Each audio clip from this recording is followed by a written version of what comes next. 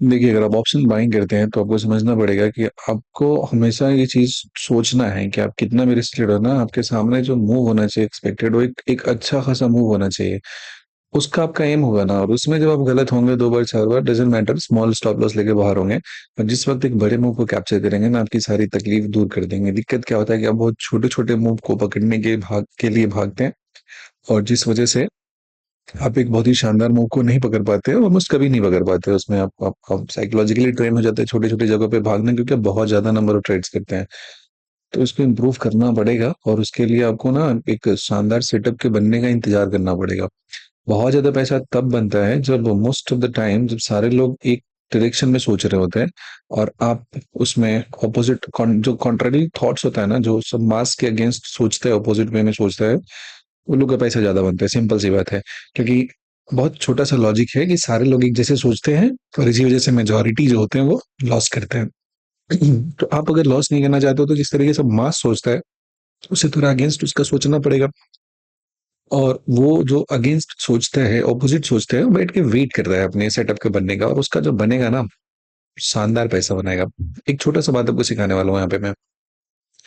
हमारे सामने निफ्टी का चार्ट दिया हुआ है, ध्यान से देखेंगे कि ये प्राइस यहाँ से खुला था तो एक गैप देकर ऊपर की तरफ जंप करके गया था, ठीक है। तो यूजुअली क्या होता है ना, कि गैप देकर जो मूव स्टार्ट हुआ है ना, वो move most of the time उतना स्ट्रांग नहीं होता है। अब जैसे अभी हाल में हुआ वैसा होना शुरू हो जाए तो कुछ बात ही नहीं कहना उसका, तो कुछ भी हो सकता है। बट मेजोरिटी जो टेक्निकल की बात होती है उसमें, और जो रेडिकल मूव्स होता है उसमें अच्छे ट्रेडर ट्रेड नहीं करते हैं, समझ के बात, वो एक स्टेबिलिटी का इंतजार करते हैं, जैसे मान लेते हैं यही की कहानी हो गई।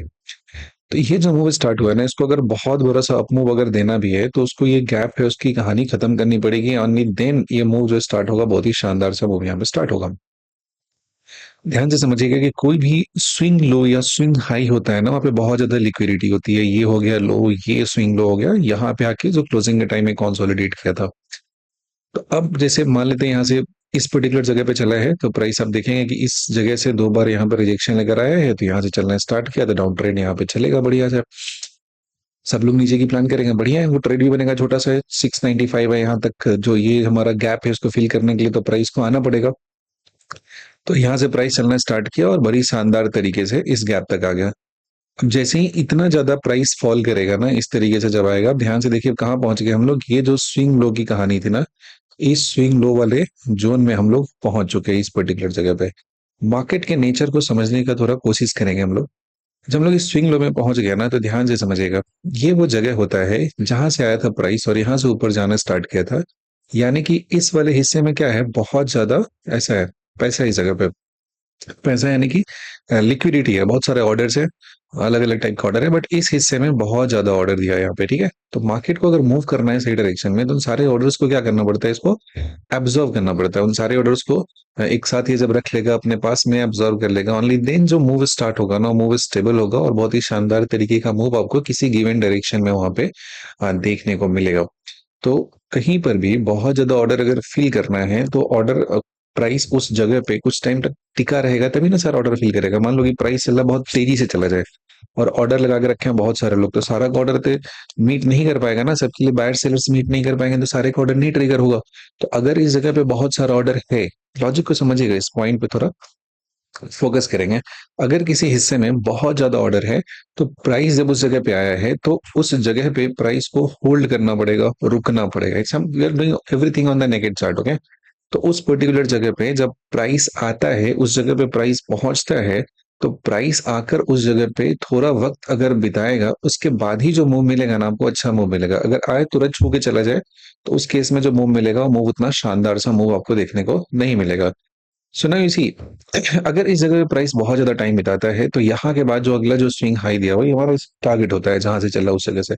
तो लगभग लगभग 300-400 पॉइंट का यहाँ पे मुझे टारगेट दिख रहा है ऊपर की तरफ। तो अगर इस मूव को कैप्चर करते हैं, तो हमें बहुत अच्छा सा यहाँ पे पैसा बनने की उम्मीद दिखेगी। दूसरा पॉइंट एक और देखेंगे कि इस पर्टिकुलर जगह पे प्राइस जब आया था, तो यहाँ पे जो सेल साइड में यहाँ पे आया, वॉल्यूम बहुत तगड़ा सा है, प्राइस भी नीचे गिरा है और नीचे वॉल्यूम भी बहुत ज्यादा है। तो देखना होगा कि प्राइस इसके नीचे जाता है या नहीं जाता है, only then this volume will have relation with this price, okay. तो आगे होता क्या है, इसके बाद जो उसके नेक्स्ट डे जब मार्केट खुला, ध्यान से देखिएगा जरा, इस चीज को ऑब्जर्व कीजिएगा, इस बिहेवियर को जरा ऑब्जर्व कीजिए। जब उसके अगले दिन प्राइस खुला, यहाँ मार्केट ओपन हुआ, यहाँ पे मार्केट ओपन होने के साथ ही लोग यहाँ पे क्या होगा, तुरंत में निगेटिविटी देख के शॉर्ट शॉर्ट शॉर्ट शॉर्ट करने का प्लान कर देंगे, क्योंकि सारे लोग एक जैसा सोचते हैं। दिक्कत ये है, सारे लोग एक जैसा ही सोचते हैं और इसीलिए सबका लॉस होता है। अब यहाँ पे देखेंगे कि इसी स्विंग लो के नीचे में मार्केट रुक रहा है यहाँ पे। जब किसी भी जगह पे बहुत सारा बाई करना है, अगर बहुत सारा बाई करना है, तो उस पर्टिकुलर जगह पे प्राइस को होल्ड करना पड़ेगा, प्राइस को रुकना पड़ेगा। यही सब चीज होता है ना, जब आपका मार्केट में वक्त बीतता है ना बहुत ज्यादा, तो आप छोटी छोटी चीजों को माइन्यूटली ऑब्जर्व करते हैं, देन आपको ये बात समझ में आता है कि ये मूविंग एवरेज के पीछे दौड़ के या सपोर्ट रेजिस्टेंस के पीछे दौड़ के नहीं, सब चीजें होती है, काम करती है, बट उस पर्टिकुलर जगह पे प्राइस किस तरीके से बिहेव कर रहा है, उस जगह पे कैसे वो काम कर रहा है ना, इस चीज को जब समझ पाते हैं ना, तो आपके लिए जो जर्नी होता है वो आसान हो जाता है। अच्छे तरीके से आप वहां पे उस चीजों को रीड कर पाते हैं। तो जब यहाँ पे प्राइस है काफी टाइम तक रुका है, यानी कि इस जगह पे क्या हो रहा है कि जो भी बाई ऑर्डर था इस पर्टिकुलर जगह में, क्योंकि क्यों प्राइस ऊपर गया था, यहाँ पे जब प्राइस पहुंचा है इस हिस्से में, तो बाई हुआ होगा तभी ना प्राइस ऊपर गया है। अगर बाई नहीं हुआ होता तो प्राइस ऊपर जाता क्यों? कोई चांस है, कोई ऑप्शन है जाने का? नहीं है जाने का। तो जब इस हिस्से में आया है, प्राइस ऊपर में गया है, अब फिलहाल इसी हिस्से में आकर प्राइस रुक रहा है, यानी कि अब लोगों को बाई करने का बहुत अच्छा मौका आ रहा है। Point number one. Point number two, अगर बहुत तेजी से प्राइस नीचे गिरा है, वॉल्यूम यहाँ पे है, तो अगर ये पूरा स्ट्रॉन्ग सेल वॉल्यूम था, तो ये प्राइस नीचे टूटते हुए चले जाना चाहिए था, नहीं जाएगा। और नेक्स्ट पॉइंट होता है, जब ये फॉल इतना ज्यादा कर गया है, तो यहाँ से फर्दर नीचे गिराने में जो सेलर्स होंगे उनके बहुत ज्यादा फायदा यहाँ पे नहीं होंगे। थोड़ा सा ऊपर जाएगा तभी वो सेल करेंगे, तभी फायदा होगा। हर एंगल से जो होता है ना, सिचुएशन को सोचिए, सिचुएशनल अवेयरनेस कहते हैं। आप जितना इस सिचुएशन के बारे में अवेयर रहेंगे ना, आप उतना बेहतर डिसीजन बना पाएंगे। तब यहाँ से क्या हो रहा है, लॉन्ग ऑर्डर यहाँ पे बिल्ड हो रहा है, यहाँ पे अपसाइड के लिए जो ऑर्डर होता है वो लोग पंच कर रहे हैं, प्राइस को उड़ाना है यहाँ से, सीधी सी बात है। ऊपर गया था, एक बार शो किया कि अपसाइड जाने वाला है, दूसरा के गैप को फिल कर दिया, तीसरा स्विंग लो के पीछे आके प्राइस बहुत टाइम तक रुका है, यानी कि जितना बाई ऑर्डर था सबको ये क्या कर रहा है, एब्जॉर्ब कर रहा है। अब बताइए, इस ट्रेड की प्लान करने के लिए आप उसके प्रीवियस डे ट्यूसडे को देखते हैं, उसके बाद क्या होता है, जो थर्सडे था यानी एक्सपायरी का डे था, उस दिन पूरा का पूरा इसी में ऐसा टाइम पास किया है। थर्सडे के दिन पूरा एक्सपायरी में क्या हो रहा है, इसे नैरो जोन में ऐसा मार्केट पूरा पूरा फंसा रह गया है। तो अब इसके बाद की जो कहानी होगी वो सबसे शानदार होगी। अब देखते हैं उसके अगले दिन क्या होता है। थर्सडे को कुछ भी नहीं हुआ, but now you see, on the next day price क्या होता है कि इसी जोन के ऊपर में खुलता है, एक बार अप मूव देता है, फिर वहां से डिप देता है थोड़ा सा, स्लाइटली। हो सकता है कि जो लोग यहाँ पे अपना ऑर्डर एंटर नहीं कर पाए होंगे, वो लोग फिर से यहाँ पे एंट्री किए और ठीक फिर जाकर ये ऊपर वाले हाई को निकाल देता है। पहले कैंडल का यहाँ पे बिहेवियर देखिए, जो गैप था, जिस जगह पे प्राइस कंसोलिडेट हुआ था, उससे सीधे एक बार बाहर चला गया, ठीक है। अब यहाँ पे कुछ ना कुछ ऑर्डर यहाँ पे बचा होगा, जिसकी वजह से यहाँ पे प्राइस को होल्ड किया ना। जो नीचे का बाई ऑर्डर था वो सारा का सारा कहानी यहाँ पे हो चुका है, सब लोग अपना ऑर्डर यहाँ पे इंटर कर चुके होंगे। एंड देन यहाँ से प्राइस अपना एक जर्नी स्टार्ट करता है, चलना शुरू करता है, और स्लोली स्लोली शिफ्ट होते होते ये प्राइस यहाँ तक, अभी तक जो नॉर्मल सा रिटेलर जो होते हैं, वो लोग को समझ में नहीं आएगा कि प्राइस अब यहाँ से ऊपर जाने वाला है कि नीचे, बिकॉज उनके दिमाग में तो इंप्रेशन ये होगा ना, नीचे चलना स्टार्ट हुआ तो नीचे ही चलता रहेगा। लेकिन उस पॉइंट ऑफ टाइम में ऊपर की तरफ सोचने की एबिलिटी रखना, ये अपने आप में बहुत बड़ी बात होती है। जब देखिए कितना बड़ा मूव कैप्चर किया हो, 320 मान लो, यहाँ पे भी एंटर दिया इस जगह पे लिया 438 पे, और कहाँ पे जा चुका है, 964 पे जा चुका है, समझ गए। लगभग लगभग 500 पॉइंट का मूव इसने कैप्चर कर लिया। और दैट टू, ये स्टार्ट हुआ कितने, 22 नवंबर को, और ये हाई कब का है, 22 नवंबर का, सेम डे। इतना शानदार सा मूव आया। तो इस लॉजिक को, ये पूरा जो कैंपेन था वो स्टार्ट हुआ था, कहाँ से स्टार्ट हुआ था, ये पहला स्टोरी यहाँ से शुरू हुआ था, गैप दिया था, एंड देन प्राइस फॉल करके इस गैप को पूरा पूरा फिल कर दिया। एंड देन क्योंकि यहाँ से जब इसको ऊपर ले जाना था, तो बहुत ऊपर ले जाना था, बहुत जल्दी भाग गया, तो प्राइस पर लाकर यहाँ पे क्या किया गया है, होल्ड किया गया है, काफी देर तक रुका गया है, जो बहुत टाइम तक रुका है इस जगह पे।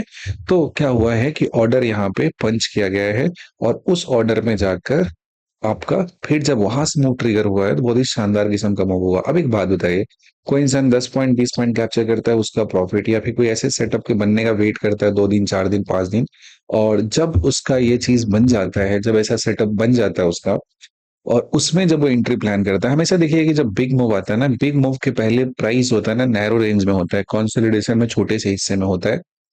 लेकिन सिर्फ एक कंसोलिडेशन देके ट्रेड प्लान करना, ये बेवकूफी है। उसके पीछे का पूरा जो हिस्ट्री है, आखिर वो क्यों हो रहा है, उस जगह पे होने का वजह क्या है, इस चीज को जब पूरा अच्छे तरीके से आप समझ पाते हैं ना, देन यू विल रियलाइज कि जो मूव आप कैप्चर करोगे ना, वो मूव का जो साइज होगा बहुत ऊपर होगा। देखेंगे ध्यान से, बहुत ऊपर लेकर चला गया, 270 5 के आसपास से जा चुका है, सीधा यहाँ से यहाँ तक गैप पे गैप हम देके जा रहे हैं। अब सोचिए जरा, यहाँ से जिसने मूव में एंट्री बनाया हो, क्या शानदार से पैसा बनाएगा यहाँ पे, बहुत बहुत मतलब जो 200 रुपए का प्रीमियम होगा वो 1000 पे चल रहा होगा, 5 फोल्ड इसका कैपिटल, 6 फोल्ड यहाँ पे हो जाएगा। और ये चीज उस आदमी को स्ट्रेस भी नहीं है, कोई दिक्कत नहीं, आराम से चैन सुकून बैठ के ट्रेड कर रहा है। तो अगर आपको बहुत पैसा बनाना है तो उसके लिए बड़े सेटअप के बनने का इंतजार करना पड़ता है। और प्राइस का जो साइकोलॉजी होता है उसे समझना पड़ता है, उसे हम जितना बेहतर समझेंगे हमारे लिए ट्रेड करना उतना आसान हो जाएगा। और आप रैंडम चीजों के पीछे नहीं भागेंगे, आपका जो नंबर ऑफ ट्रेड्स होगा बहुत कम हो जाएगा। आप 2 दिन 4 दिन में ट्रेड करोगे और ट्रेड लोगे उसको आराम से छोड़ सकते हो बिना किसी दिक्कत का। But it's a psychological process जिसको सीखने में, मास्टरी करने में वक्त लगता है। आप भी टाइम दोगे तो सीख लोगे। उम्मीद करते हैं यहाँ तक इस वीडियो में कुछ ना कुछ सीखने को मिला होगा आपको। इफ यस तो नीचे कमेंट में जरूर लिखिएगा, सो दैट आपके लिए इस तरह के बहुत सारे कंटेंट हम बनाते रहें, आपके नॉलेज को इम्प्रूव करते रहें। और यहाँ तक देखने के लिए आपका बहुत बहुत धन्यवाद। और ट्रेडिंग एक ऐसा जर्नी है जिसमें लर्निंग कभी फिनिश नहीं होता है। हर रोज हम भी मार्केट रिसर्च करते रहते हैं, all time every day, certain times है जो हम देते हैं उसमें डिवोट करते हैं। And every time I try to figure out कि हाँ, अब मार्केट की डायनामिक्स पिछले 2 साल में पहले जो चल रहा था और आज चल रहा है उसमें क्या फर्क है, प्राइस का बिहेवियर कैसे यहाँ पे चेंज कर रहा है, सारी कहानी किस तरीके से हो रही है। तो उन सारी चीजों को आप भी प्रैक्टिस करें, उसको मास्टरी करें और पेशेंस बिल्ड करें। पेशेंस जिसने बिल्ड कर लिया ना, जो मार्केट का रिक्वायरमेंट है वो पैसा नहीं है, वो पेशेंस है। और पेशेंस जैसे जैसे आपका बढ़ता जाएगा, मार्केट आपको उतना ज्यादा रिवॉर्ड करता जाएगा। आपके हर एक तकलीफ के बदले कंपनसेट करने के लिए आपको मार्केट बहुत पैसा देगा। मार्केट बस ये चाहता है कि आप उसके एक डिसिप्लिन स्टूडेंट बन जाएं। आप जिससे बन जाएंगे, मार्केट आपको बहुत रिवॉर्ड करेगा और आप बहुत पैसा बनाएंगे। उम्मीद करते हैं यहाँ तक चीजें आपको अच्छी लगी होंगी। If yes then do hit the like button and subscribe the channel. Thank you so much. अपना ख्याल रखिए, खुद को सही रखेंगे, सब कुछ सही हो जाएगा।